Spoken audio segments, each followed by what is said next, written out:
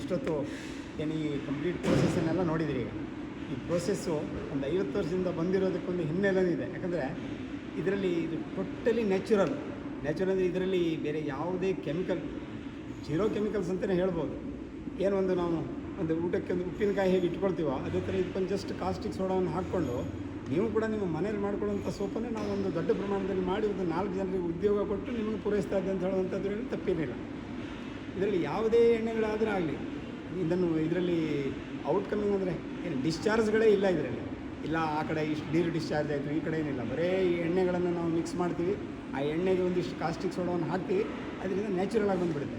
ನೀವು ಸೈಮಲ್ಟೇನಿಯಸ್ ಇದು ಯೂಸ್ ಮಾಡುವಾಗ ಬೈ ಚಾನ್ಸ್ ನೀವು ಇದನ್ನು ಮೈಗೆ ಹಚ್ಚಿಕೊಂಡ್ರೂ ಕೂಡ ಇದರಲ್ಲಿ ಹೇಳುವಂಥದ್ದು ಏನೂ ಇಫೆಕ್ಟ್ ಇಲ್ಲವೇ ಇಲ್ಲ. ಯಾಕಂದರೆ ನ್ಯಾಚುರಲ್ ಎಣ್ಣೆದಿರೋದ್ರಿಂದ ನೀವು ಮಾಯಿಶ್ಚರೈಸರ್ ಅಂತಲೂ ಕೂಡ ಹೇಳ್ಬೋದು ಮೈ ಕೈಗೆ. ಹಾಗಾಗಿ ಇದು ಒಂದು ನ್ಯಾಚುರಲ್ ಸೋಪು. ಸೊ ಮತ್ತು ಇಲ್ಲಿ ರೂರಲ್ ಏರಿಯಾದಲ್ಲಿ ನಾವು ಮಾಡ್ತಾ ಇರೋದ್ರಿಂದ ಒಂದಿಷ್ಟು ಜನರಿಗೆ ಕೆಲಸ ಆಯಿತು. ಅವ್ರಿಗೆ ಇಷ್ಟು ನೋಡಿ, ಇಷ್ಟೆಲ್ಲ ಜನ ಕೈಯಿಂದ ಅದನ್ನು ಏನೂ ಗ್ಲೌಸ್ ಇಲ್ಲ, ಅದನ್ನೆಲ್ಲ ಕೈಯಿಂದ ಮಾಡ್ತಾ ಇರುವಾಗ ಎಷ್ಟು ವರ್ಷದಿಂದ 50 ವರ್ಷದಿಂದ ಇದನ್ನೇ ಮಾಡ್ತಾ ಇರೋದ್ರಿಂದ ನಾವು ಕೂಡ ಅದರಲ್ಲೇ ಇರೋದಲ್ಲ. ಸೊ ಇದರಲ್ಲಿ ಮಿನಿಮಮ್ ನೀರಲ್ಲಿ ನಾವು ಬಟ್ಟೆ ತೊಳಿಬೇಕಾದ್ರೆ ಈ ಸೋಪ್ಗಳೇ ಬೇಕು. ನೀವು ಸಪೋಸ್ ಡಿಟರ್ಜೆಂಟ್ಸ್ ತೊಗೊಂಡ್ರೆ ಒಂದು ಬಕೆಟ್ ನೀರಿಗೆ ಒಂದು 2 ಬಟ್ಟೆ ತೊಳಿಬೋದು. ನಾವು ಹಾಗಲ್ಲ, ಒಂದು ಬಕೆಟ್ ಬಟ್ಟೆಯನ್ನು ಒಂದು ಬಕೆಟ್ ನೀರಲ್ಲಿ ತೊಳೆದು ಆ ಬಿಕ್ಕಿದ ನೀರನ್ನು ಕೂಡ ನಾವು ಗಿಡಕ್ಕೆಲ್ಲ ಹಾಕಿದರೆ ಅದು ಆರ್ಗ್ಯಾನಿಕ್ ಆಗೇ ಹೋಗ್ಬಿಡುತ್ತೆ ಅಲ್ಲಿಗೆ.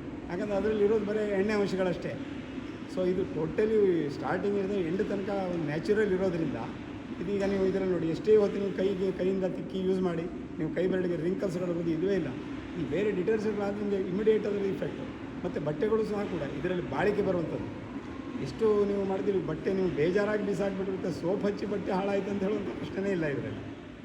ಈಗ ಏನಿದೆ ಈ ಉದ್ದಿಮೆಯಲ್ಲಿ ನಾವು ಕೆಲಸ ಮಾಡ್ತಾ ಇರುವಂಥ ಮ್ಯಾನೇಜ್ಮೆಂಟ್ ಏನಿದೆ, ನಾವು ಸೆಕೆಂಡ್ ಜನ್ರೇಷನ್ ಅಂತ ಹೇಳ್ಬೋದು. ಇದು ನೀವು ಹಿಂದೆ ಈ ಫೋಟೋದಲ್ಲಿ ಕಾಣ್ತೀರಲ್ಲ, ಇವರು ಫೌಂಡರ್ ಅದರದ್ದು. ಅವರು 1973ನಲ್ಲಿ ಅವ್ರದ್ದೊಂದು ಡ್ರೀಮ್ ಇತ್ತು. ಎಟ್ ದ್ಯಾಟ್ ಟೈಮು ಇದೊಂದು ಏನು ವಿಲೇಜ್ ಇದೆ, ತುಂಬ ಬ್ಯಾಕ್ವರ್ಡ್ ಅಂದರೆ ತುಂಬ ಬ್ಯಾಕ್ವರ್ಡ್. ಇಲ್ಲಿ ಕೆಲಸ ಮಾಡ್ತೇನೆ ಅಂತ ಹೇಳಿದ್ರೆ ಕೆಲಸ ಇಲ್ಲ, ಅಲ್ಲ ಉದ್ಯೋಗ ಮಾಡೋದಂದರೆ ಇಂಡಸ್ಟ್ರಿಗಳಿಲ್ಲ, ಬರೀ ಒಂದು ಕೆಲವು ಟೈಲ್ ಫ್ಯಾಕ್ಟ್ರಿಯನ್ನು ಬಿಟ್ಟರೆ ಬೇರೆ ಯಾವುದೂ ಉದ್ಯಮ ಇರಲಿಲ್ಲ.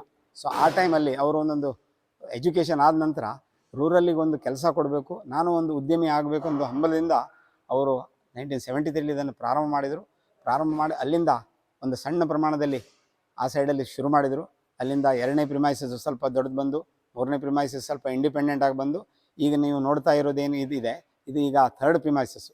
ಸೊ ಇಷ್ಟು ದೊಡ್ಡ ಒಂದು ಏರಿಯಾದಲ್ಲಿ ಬರಬೇಕಾ ನಮಗೆ ಒಂದು ಸಿಲ್ವರ್ ಜುಬ್ಲಿ ಹಿಡಿದಿದೆ. ಸೊ 25 ಇಯರ್ಸ್ ಅಚೀವ್ಮೆಂಟಲ್ಲಿ ಈ ಬಿಲ್ಡಿಂಗಿಗೆ ಬಂದು ನಮ್ಮ ಒಂದು ಸ್ವಂತ ಕಾಲ ಮೇಲೆ ನಿಂತ್ಕೊಂಡು ಮುಂದಿನ 25 ವರ್ಷಗಳನ್ನು ಒಂದು ಸಕ್ಸಸ್ ಆಗಿ ಕಳೆದಿರೋದು ಇತಿಹಾಸ ಇದೆ ಇದರದ್ದು. ಸೊ ಅವ್ರದ್ದೊಂದು ಡ್ರೀಮನ್ನು ಹಿಡ್ಕೊಂಡು ನಾವು ಬಂದಿರೋದ್ರಿಂದ ಅವರಿಗಷ್ಟೇ ಪ್ರಾಫಿಟ್ ಮೋಟಿವ್ ಅಂತ ಏನಿಲ್ಲ, ಜನರಿಗೊಂದು ಉದ್ಯೋಗ ಆಗಬೇಕು, ನಾನು ಒಂದು ಉದ್ಯೋಗಪತಿ ಆಗಬೇಕು, ಇದು ಒಂದೇ ಏಮ್ ಇಟ್ಕೊಂಡು ಮಾಡಿರೋದ್ರಿಂದ ಇದಿಷ್ಟು ಸಕ್ಸಸ್ ಆಗಿ ನಾವು ಇಲ್ಲಿ ಗೋಲ್ಡನ್ ಜುಬ್ಲಿಯನ್ನು ಸೆಲೆಬ್ರೇಟ್ ಮಾಡಿದ್ದೇವೆ. ಮುಂದೆ ನಮ್ಮ ಗ್ರಾಹಕರ ಆಶೀರ್ವಾದ ಇದನ್ನು ಮುಂದೆ ಪ್ಲಾಟಿನಮು ಇನ್ನೂ ಸೆಂಟಿನರಿ ಸೆಲೆಬ್ರೇಷನ್ನು ಮಾಡ್ತಾ ನಿಮ್ಮೊಟ್ಟಿಗೆ ಇನ್ನೊಂದು ಸರಿ ಭೇಟಿ ಆಗೋಣ ಅಂತ ಹೇಳಿ ಮುಗಿಸ್ತಾ ಇದ್ದೇನೆ.